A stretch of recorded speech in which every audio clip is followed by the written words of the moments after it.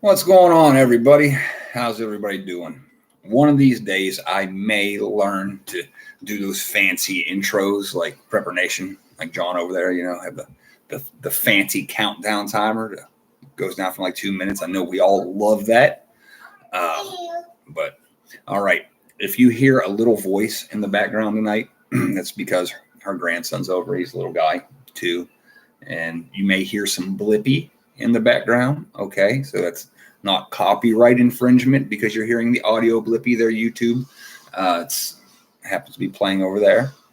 So there's that. 5x5. Thank you, Dome Seeker. Kevin Ramsey, Donald Curtis, everybody. I saw a Michigan Outpost in here. Michael G, welcome. Thank you for being here. Single Dad Prepper, how are you? Coffee First and Speak, welcome to the show. We are the Resistance. I just love that. Forgiven Disciple, how are you tonight? Some of you, okay, if in order to comment on here, if you can't comment, it's because you're not subscribed to the channel, okay? So you have to be subscribed for at least 5 minutes for the typey, commenty, poppy, uppy thing. So if you're not, then just click the subscribe. And if you're like, oh, well, I'm going to be on a list, you already are. Hello. They IP addresses, all that. They know who you're watching. They're making their list. They're checking it twice. They already know. So you might as well be like, hey, I'm coming out. Okay. Not like the LGB alphabet way, but let them know you are the Resistance. Hey, I know that you know that I know that you know. Okay. So there's all that. Your list on a list. Yes. I sound a little like Blippy. We got jokes tonight. Okay. I ain't scared of no list. Yeah, Dynamite, because yes, because we make lists too, don't we? Yes, exactly, Michael G. Hey, Washburn Billy, thank you for being here. Tonight, I want to talk about accountability. And, we've seen some of that play out this week on the news. I'm not sure a lot of people think of it as accountability or a lack thereof and accountability. See, I'm disappointed if I don't make a list, just saying. All right, but before I get into the accountability topic, Kevin Ramsey asked truck stuff. He asked what kind of stuff I keep in my truck for an emergency. Now, my truck, the primary purpose of my truck, is work. All right, going back and forth to work. I also tend to get wild urges and like, oh, I can't stand the gloom. I got to go to Florida, or I got to go see family, or I got to go to Arkansas. You never know. Look at a couple of weeks ago. One moment I was hiking in the Great Smoky Mountains. Then I was over in the Ozarks. Okay, because thanks to Biden, I've had a lot of excess time on my hands because I work in the oil and gas industry, and we have taken an absolute beating this year. So there's that. But as far as what I keep in my truck, you hear, especially John at Prepper Nation, big shout out to him. And I know that all of you probably are subscribed to John. If you're not, go do that. There's no reason you're not subscribed to Prepper Nation. But you'll hear him say prepping is a lifestyle. If you spend more than an hour around me or less, you'll know that I'm probably prepared for a great many things at any given time just by being near my pickup truck. Okay? The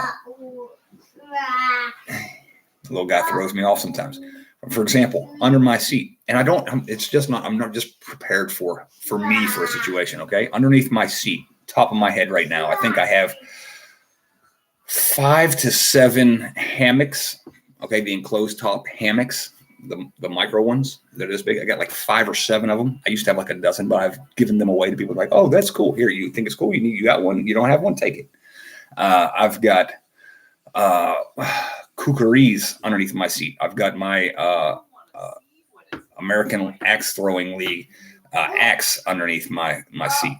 I've got a couple. Actually, I think I have 3 different kookaries underneath my seat. A big Gerber, some smaller ones. The ones I did on review last year, I've got, I know I have 2 sleeping bags underneath the back seat, the yay big, the compact, not for extreme cold weather, but for medium weather. But if you took 2, put them together, guess what? You're all right. Not to mention my toolbox. My toolbox, I've got cutting instruments of all types. I've got torches. I've got hydraulic moving things, whether it be floor jacks, the bottle jacks, things to move heavy shit, at least lift it up, prop things underneath it, all kinds of stuff. I've got probably 150 feet of rappelling line behind my seat, body harness, because sometimes I've gotten the urge to just go off a cliff. Okay, because though I'm getting old and it's not as easy as it used to go back up, it's still fairly easy to go down, and it's fun for me. So I've got all kinds of stuff in my truck. Ways to make fire. I can't even tell you how many dozens of ways to make fire, not including the torches, the strikers for them, ferro rods, waterproof matches, magnesium fire starters, all kinds of stuff. I have literally got stuff chucked everywhere, but it's still relatively tidy. It's just everything's a place for everything and everything in its place. Okay. So that helps you out there, Kevin. You can fit a lot under the rear seats of a pickup truck, especially, if you got the quad cab. If you don't have a quad cab, you're going to have a little less space. So you just need to plan it out a little bit better and go forward with that. Waterproof containers are a must if you're keeping anything in the bed of your truck. Okay. So let's see. I got 4x4 in my truck. Yeah, 4x4. First aid. First aid. Yes, right on the back seat, right where Gus sits. Where Gus sits, don't keeper. I have my Bear IFAK. Okay, yes, from Bear Independent. He and I don't agree on everything, a lot of things. However, the dude does know his first aid. Okay, so I gotta give credit where credit's due. It's literally, and when I say I don't like Bear, for the most part, I don't. Okay. I think he's very arrogant, very smug. Of course, I can be very arrogant and very smug. I think sometimes he talks about things that he isn't a subject matter expert on. But when he talks, so that being said, when he talks about first aid, that dude knows his shit. Okay. And he does a lot of good in the communities. Okay. So I give him, I give credit where it's due, and I give negative critique where it's due. Best IFAKs on the market by far. The shit that we had, if I had that stuff when we were overseas, I'd been a lot less paranoid and worried about shit. Okay. But we didn't have fancy stuff like the Bear IFAK. So if you have the money, because they are a bit on the pricey side, but you're getting what you pay for. All right. If you can, go to refugemedical.com, and I can't believe I'm plugging Bear on here, and buy a Bear IFAK. So there's that. Okay. He knows his shit. But anyway, right where Gus sits, I've got my Bear IFAK. And that's the second one. I have 2 of them. One I lost in an accident. Not like I lost my guns in a boating accident. Like, I had an accident in a semi truck got torn to shit, and it ended up going with the wreckage. Luckily, I didn't get hurt. I walked away from that one by the grace of God. Okay, accountability. Let's get into this. Accountability. And then I'll hop back into the chat here in a little bit. The Refuge wound care buckets are the real deal price-wise. Okay, cool. Anyway, as I was going to say, accountability. We learned in the military, and that's a problem with a lot of the country as a whole today, is that we lack. And when I say we, I don't mean me. I mean we as a culture if we still have one, and as a nation primarily, are on the decline as far as accountability goes as a society. In the military, when I was in, which wasn't that long ago, we had accountability and responsibility. And you have those two in your lives today. However, a lot of people don't think about it. A lot of people put it the wayside because of the lack of accountability or the fact that you don't see it as accountability. For example, in the military, being in charge of men, I would be accountable for certain tasks to my officer or my commanding officer. And they would task me.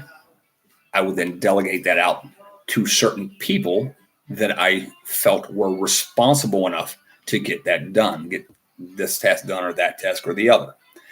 And those people I would hold accountable for getting it done. But the accountability as a scale didn't shift to them.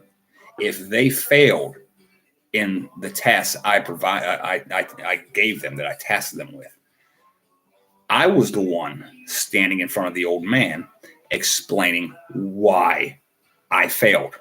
Not why my men failed, why I failed. I told so and so doesn't cut it because they're not held accountable by the old man. I was held accountable by the old man, and I would have to deal with the repercussions. Now, yes, shit rolls downhill. So that's where that term can, because once I get my ass handed to me, the people that failed me are going to get their asses handed to them. But you can delegate responsibility, but you cannot delegate accountability. All right. So you will be held accountable for the things that you are accountable for. And why is that important for what happened this week? Now, some people are not going to like this. I know there's probably going to be a subscriber or two lost because I say this, but the mass shooting that just happened up in Maine, those people were held accountable for their actions. Each and every one of them has the Second Amendment of the Constitution guaranteed to them. And every one of those people pushed their responsibility to defend themselves, to be ready to defend themselves, over to somebody else. We're going to entrust, we're going to task these law enforcement officers to do our task for us. And when those law enforcement officers could not respond in time, were on the other side of town, weren't there immediately by their side to stop the bad guy. They, because their people failed them, were held accountable and paid the price. Now, I know a lot of people don't look at it like that, but that's at the end of the day, that's it. It's your responsibility to take care of yourself and your family members. It is your responsibility, and you alone will be held accountable. And in that situation, being held accountable was death. Sometimes that's what happens. Now, had they held on to their accountability, and made themselves responsible to be the first responder, which the first responder is just the first one on the scene. And when there's a mass shooting, the victims are always the first ones on the scene. The shooter and the victims, those two people are always first on the scene. Police are not first responders. They're second responders. They're secondary. The first responder is always you. So if you delegate your responsibilities to somebody else, you have no justification in crying about the bad things happening to you because the people you delegated to them failed you. At the end of the day, it is you who failed you. So there's that. In society, accountability. If you look at the right-left paradigm, a lot of people on the right, the conservative Christians, which is still a good bulk of the country, I would say, are, they whine and they cry about the accountability, about, oh, well, the left is doing this and they're going too far with these agendas and with those agendas and with this. And now they're pushing this stuff in school on our kids and this and that. Whose fault is it? You delegated the responsibility of raising your child to the state. You allowed the state to take religion out. And even if you don't, if you say, oh, I'm not a religious person, I'm a spiritual person, I don't care. At the end of the day, the laws of religion, regardless of which one, the laws of religion are unchanging. The laws of men are perpetually changing and subjective. So when you take the responsibility and you push it away, you can't complain. You're delegating your authority to somebody else. And what they do with your authority, well, if you don't challenge it and don't rein them in from time to time, that is your fault. And you're being held accountable. So when your kids are all PG-13, temporary, effed up, beep, there, a little beep up, it's your fault. If my kids are messed up, it's my fault. It's nobody else's fault. No matter how much we always want to blame somebody else in this country, in our culture. We've become a society of excuses. And what made me think of this today was, shout back out to John at Prepper Nation when he was talking about the panhandlers. We make excuses. Oh, people are down on their luck. People are just having hard times. They just had bad luck. Maybe they just made bad choices.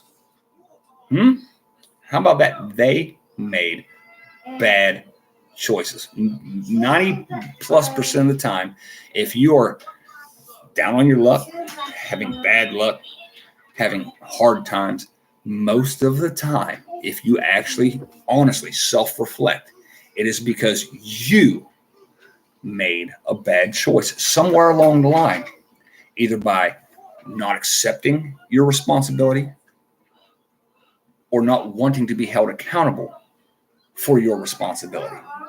But at the end of the day, you will be held accountable one way or another.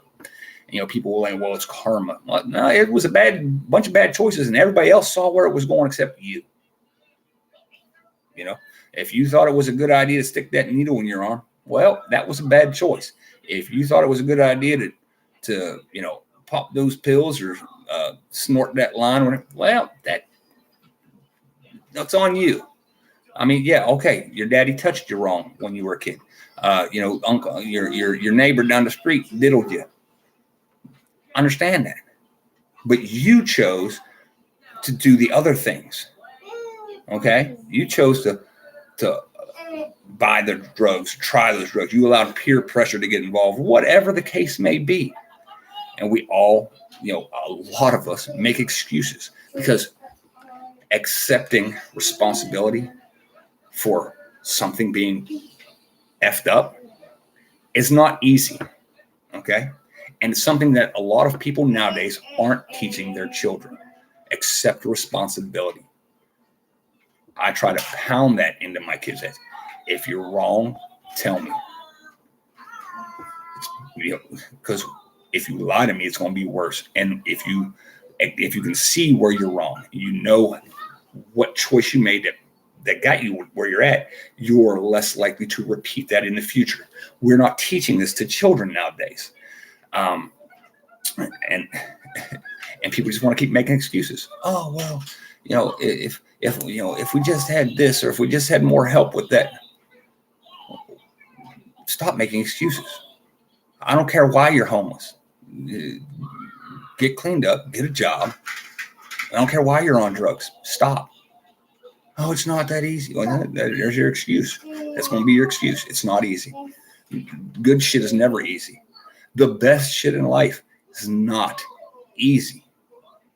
I have risen and fell in business multiple times. I went my rank structure in the military. Most people, E1, promoted to E2, then E3, E4, 5, 6, 7, and whatever.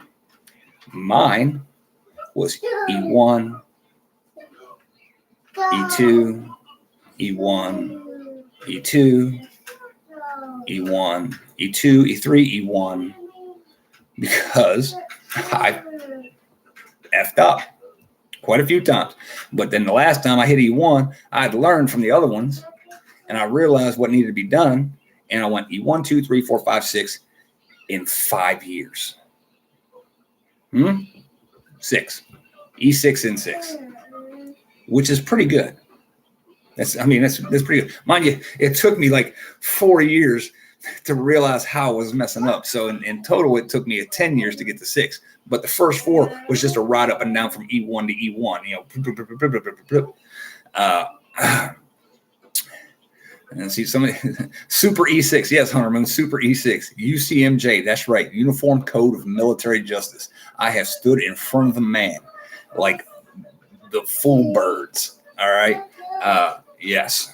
And to quote, I had a Fireman Thomas. I don't know if he's ever going to watch this video, but he's from West Virginia, tall black kid. And the CEO asked him, he says,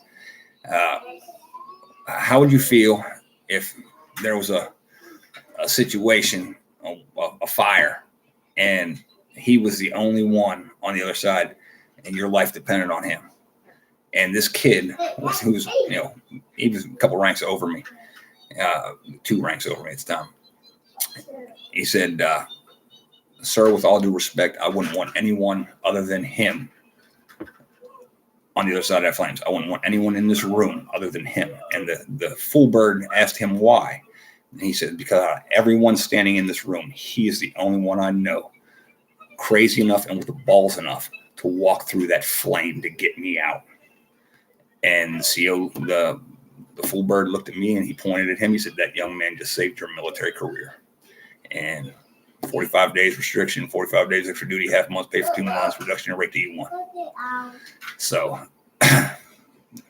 but I felt pretty good that somebody else would think that highly of me. However, back to accountability. We have to start being accountable. If you don't have a firearm with you or within reach all the time, then you're delegating your responsibility to someone else. And if they fail you, think about that. Ask yourself, if I delegate this authority, what are the odds that they'll be successful if X happens, if Y happens? Think about those things. Again, like I did a few weeks ago when I did the how to survive terrorism or whatever the hell the video was called. If some of those people had watched that video, maybe they didn't know. Oh, well, hell, let's go out through the back. Let's dip out here. Let's go this way. Don't move with the crowd. All right. You got a mass, a mass shooter. You don't have minutes. You have seconds to deal with the situation. Now, your standard pistol versus a long rifle is not as effective, but you know what? If you're in close quarters, rounds are rounds. All right, you can put him down. If he's that close to you and inside of a bowling alley or a restaurant, yeah, return fire. Now, again, be aware. Try. You'd have to try to focus on that shooter and what's behind him. Most people aren't going to be behind the shooter anyway. They're going to be on this side of you. But you don't want to. You want to have as little collateral damage as possible.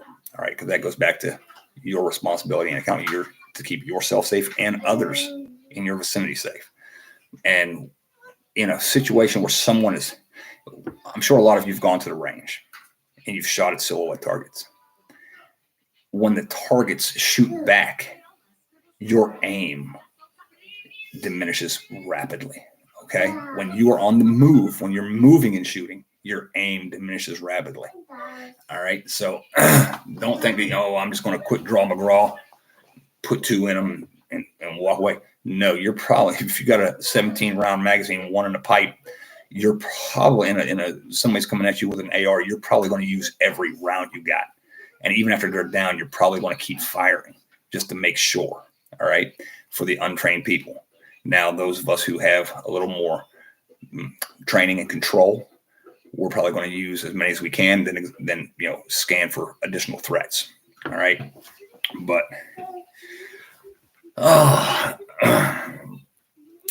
you'll see today, and here, if you don't like preachy and you thought this was preachy so far, stand by or leave, because you're not going to like this.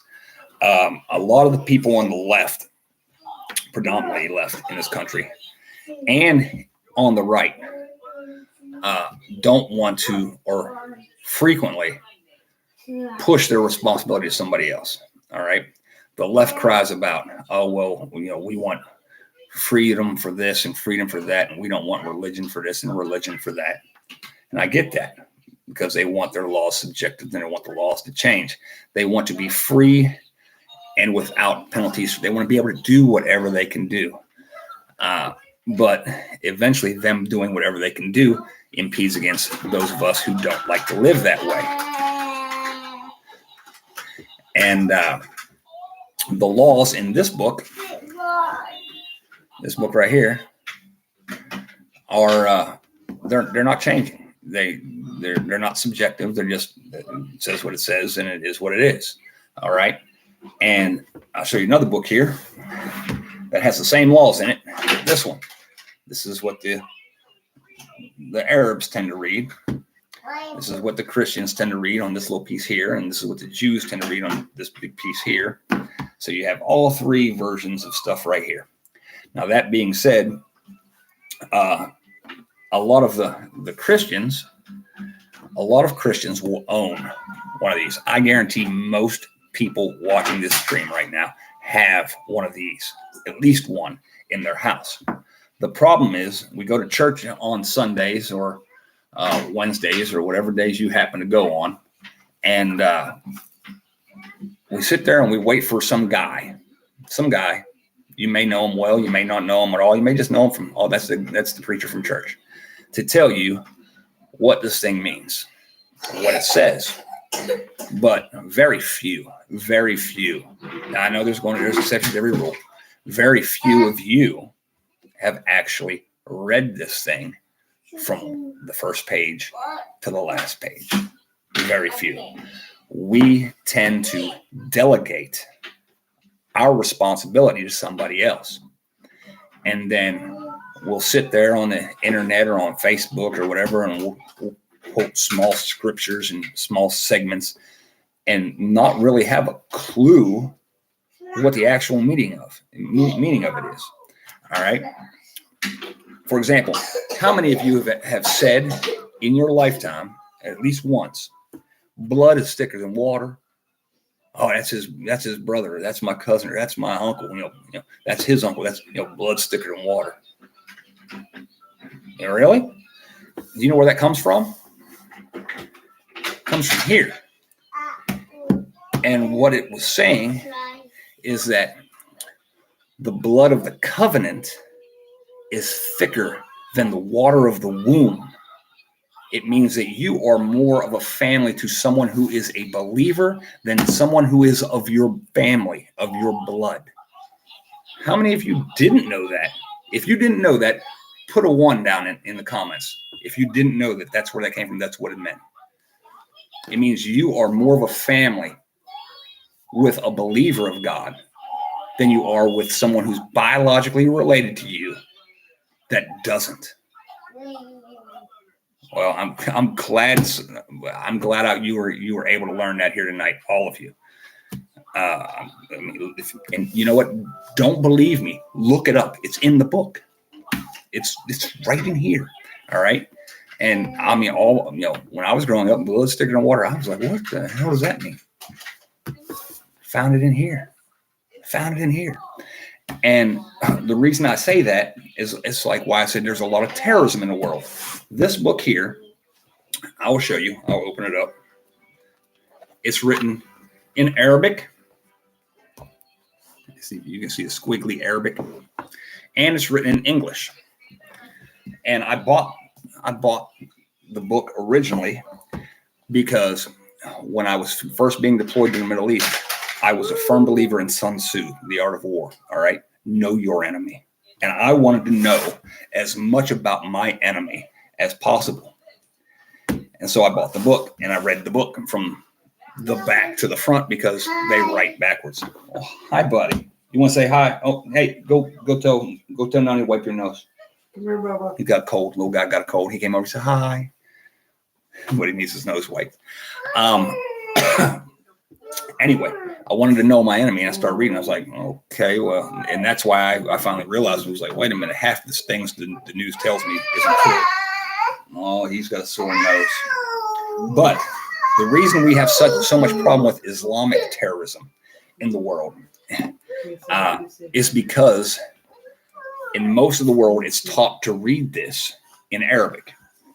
And I didn't realize how bad of a problem that was, or that it was even a problem. You wouldn't even think that was a problem. Well, he's reading it in Arabic.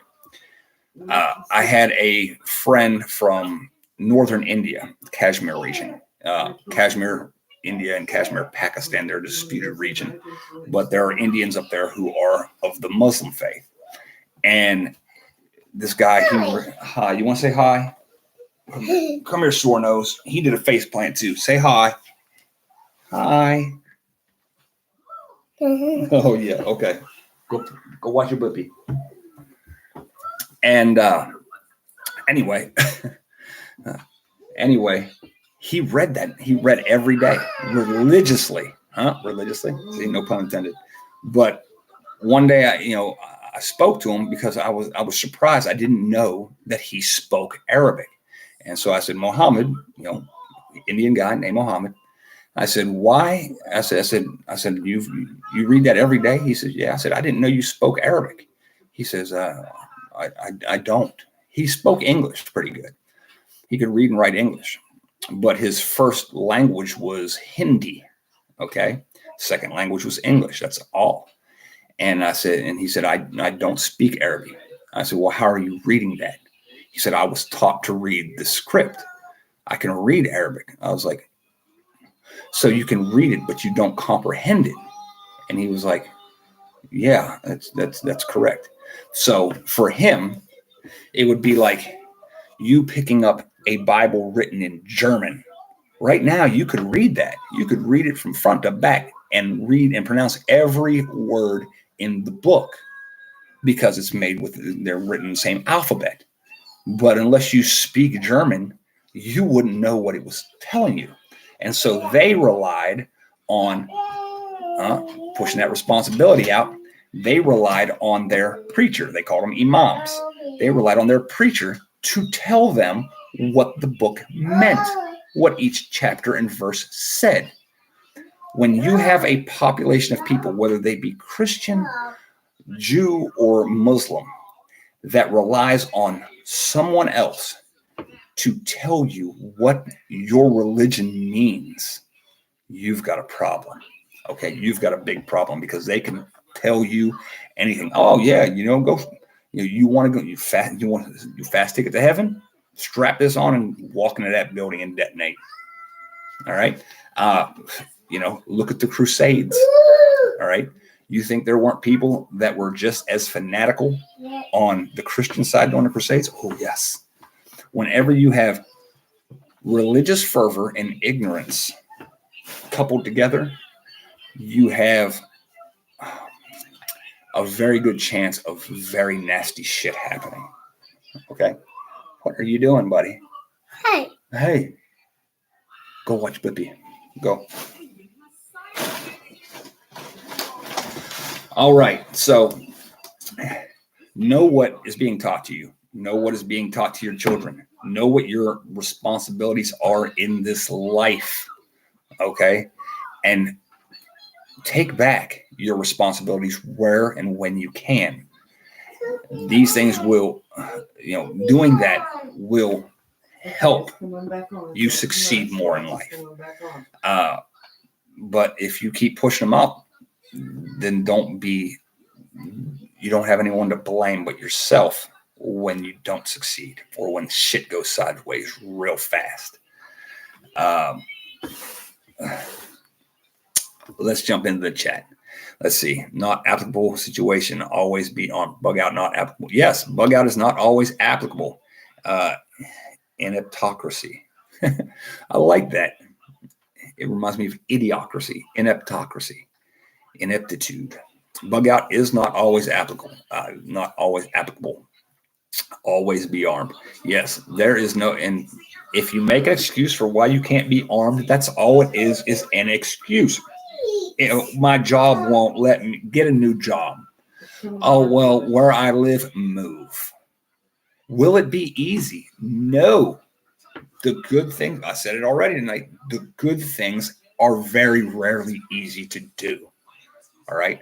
And sometimes it's just the pressure of your family, the pressure of peers around you that stop you from doing what you should be doing. All right. Let me hop in the chat here. Beretta Vandy, how you doing?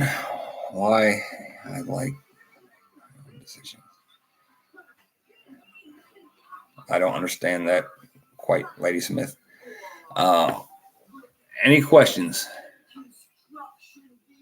Coffee first and speak. What's great in theory, not always doable. Anything is doable. Tell me what is not doable. Kant died in the cornfield. I'll wait. Coffee first and speak. Well, you might not even be talking to me. Good or bad, I carry every day at home.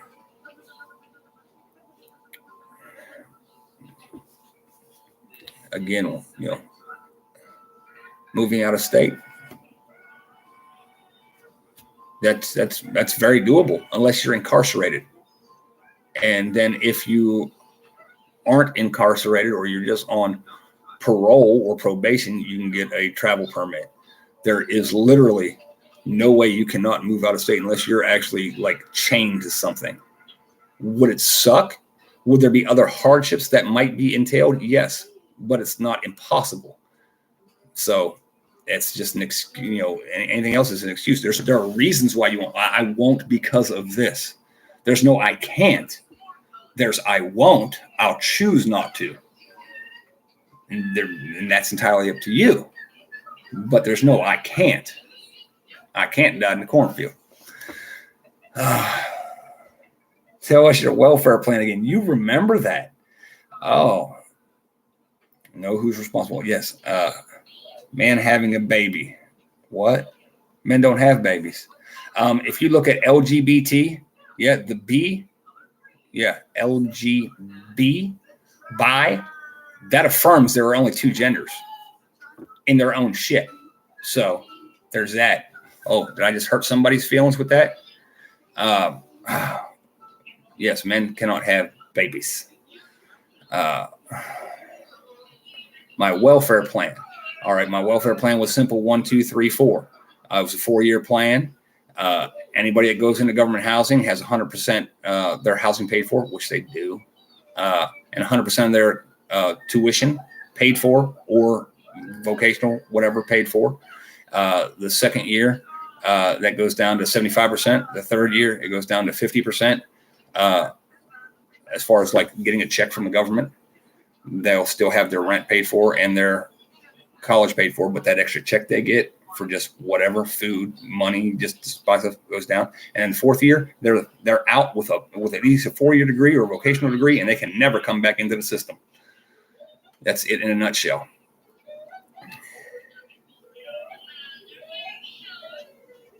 Yes, logic does not entertain idiocy. That Cover says, let me rephrase. It's not always worth moving out of state when you will lose everything you've been working for 20 years. I have less than 3 years to go, but New York sucks. Well, then that's your reason why. I mean, you could if you wanted to, but you have to weigh the cost versus the reward. All right. Now, 3 years to go, whether you be on, I would assume that's your job. Do the 3 years and then, do what's necessary. Do what you feel is necessary from that point. But yes, would it cost you something? Absolutely. I literally gave up military retirement with a year to go for my principles. You're just running into everything. Yeah. So everything you worked for 20 years, I've been there, done that. I know you've heard. And Dome Seeker can verify that, and Chewbacca can verify that, and Angel, and my kid's mom, she can definitely verify that. You want half of what I'm going to get? So be it. And that's what she got. Half of what I get. Oh, sure. I was watching a CVS and Wendy's, another fast food restaurants.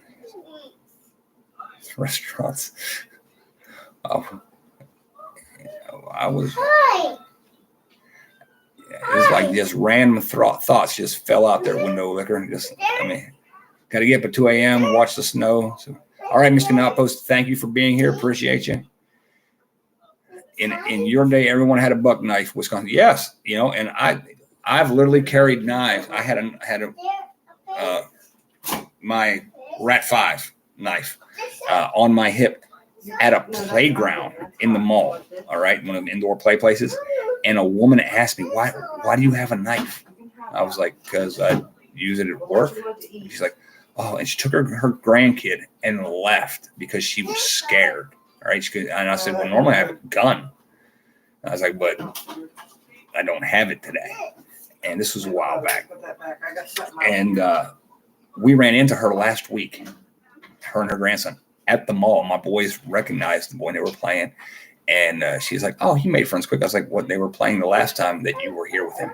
And she was like, they were? I said, yeah, I'm the guy with the knife that you were afraid of for some weird reason. Because, at least I had some form of protection to protect these children should somebody come in and want to hurt them. And she was like, and she kind of was embarrassed because she was there with her daughter that time. But yes, your fear is not my problem. You want to solve mass shootings in this country. Do you want to solve mass shootings in this country? Mandate that everyone over the age of 18 is mandated to carry a firearm at all times in all places. Now, people will go, oh my God, you know what would happen? Yes. The bad people, the mentally ill people would be sorted out within 90 days. Within 90 days, there would be no more of the mentally ill people that wanted to shoot up places. No more of the bad people that wanted to rape and murder, because they would all be 6 feet under the ground. All of them. Or at least a whole lot of them. And the rest of them would calm down real quick. All right? Bring back dueling. Bring back dueling and watch how people start showing respect in public. You won't see people acting a fool. The minute one dude walks up with a white glove and slaps another dude in the face and says, I challenge you, and the shit is on, about that first time that's televised, look, these guys are having a duel at noon. Yeah, you're going to see a lot of people calm the fuck down real quick. Calm down real quick.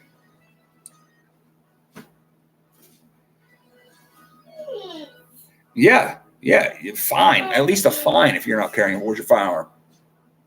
Oh, you don't have it? $200 fine. Yeah, because guess what? You are not able to protect yourself. So that means you're counting on somebody else. So you're going to be penalized for your failure. That sounds good.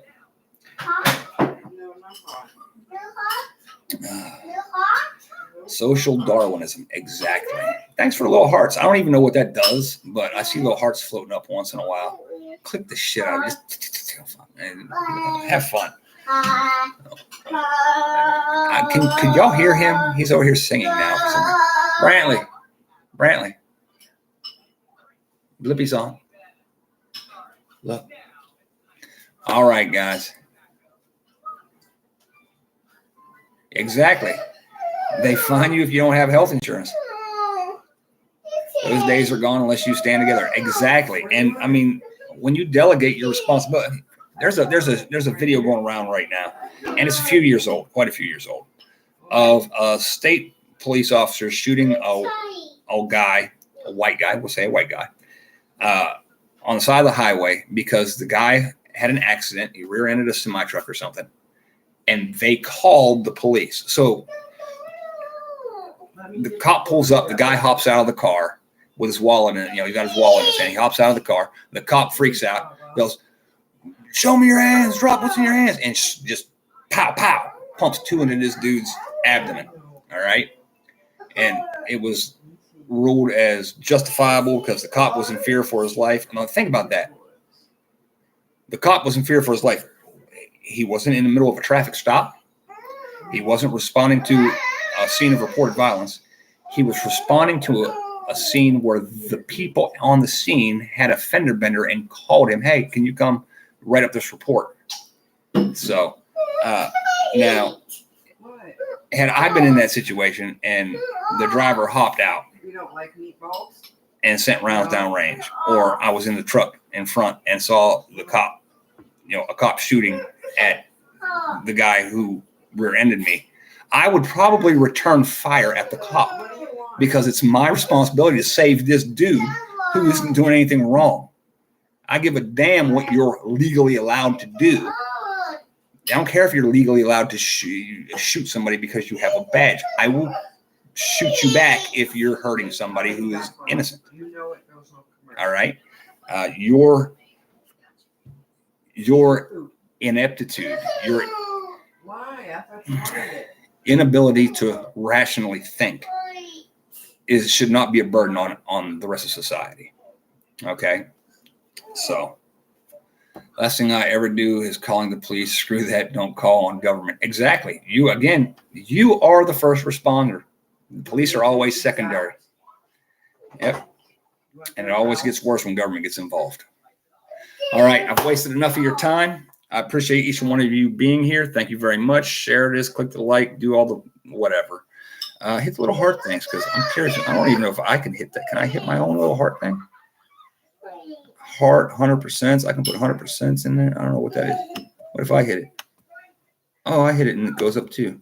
I gave myself a heart. I gave myself a smiley face and a whistle thingy, whatever that is. Woo-hoo. There's all kinds of little things you can push in there. 100%. Oh yeah. I don't know what it does, but all right. Thank you all for being here. Thank you. Have a good night. God bless. And remember, take care of yourself, take care of your families, and accountability. Think about it, ponder it.